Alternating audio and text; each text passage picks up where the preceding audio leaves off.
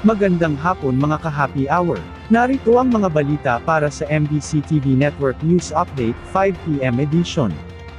Balasahan sa hanay ng mga opisyal ng PNP, hindi maiiwasan. Inihayag ni PNP Chief Police General Jose Melencio Nartates Jr. na magkakaroon ng balasahan o movement sa mga posisyon ng mga opisyal ng pambansang pulisya. Sa ambush interview sa Camp Crame, sinabi ni Nartates na normal at kinakailangan ang movement sa mga posisyon dahil marami ang magre-retire kaya't kailangang punan ang mga pwesto upang maging epektibo ang pagtalima ng PNP sa misyon ng organisasyon. Kabilang dito ang pagpapababa ng krimen kung saan kailangang epektibong mapakilos ang 230,000 na puwersa ng PNP, maipatupad ng maayos ang mga batas, at matiyak na ligtas ang mga komunidad.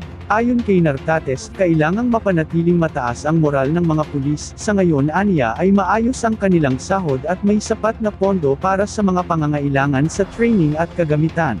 Hiniling naman ni Nartates ang suporta ng publiko upang patuloy na mapababa ang krimen.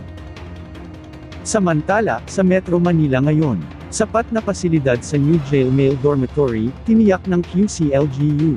Maayos at sapat na pasilidad ang inilaan ng Quezon City Local Government para sa QC Male Dormitory sa Payates, Quezon City, sa ilalim ng Social Integration Program ng lokal na pamahalaan.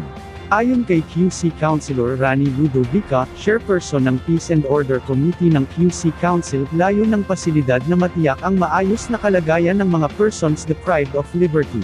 Aniya, ang naturang pasilidad na pinondohan at itinayo ng QC-LGU ay hindi lamang para sa mga akusado sa mga kasong may kaugnayan sa flood control projects, kundi para rin sa mga PDL na may regular na kaso na inilipat mula sa lumang QC jail sa Kamuning, EDSA. Bawat selda ay may tigsa 10 PDL, may sariling palikuran, at hindi siksikan, may sarili rin umano itong CR, canteen, prayer room, fitness area, at may mga programang pang-edukasyon at pangkabuhayan. Nilinaw rin ng konsehal na bagamat may mga high-profile detainees na nakakulong sa pasilidad, kabilang ang dating Senador Bong Revilla, walang VIP treatment at pantay-pantay ang pagtrato sa lahat ng PDL. Ayon pa kay Ludovica, kaya ng QC Male Dormitory sa Payates na mag-accommodate ng hanggang 3,500 na PDLs, ang Payates Jail ay joint project ng Quezon City LGU at Bureau of Jail Management and Penology, na layong bigyan ng pagkakataon ang mga PDL na magbago at maging produktibong mamamayan sa kanilang paglaya. Ating alamin ang mga latest update mamayang alas 5:30 ng hapon, sa programang Metro Manila Ngayon, Afternoon Edition. At yan ang mga balita para sa MBC TV Network News Update 5 PM edition. Samahan ninyo kami bukas mula alas 9 ng umaga, hanggang alas 5 ng hapon.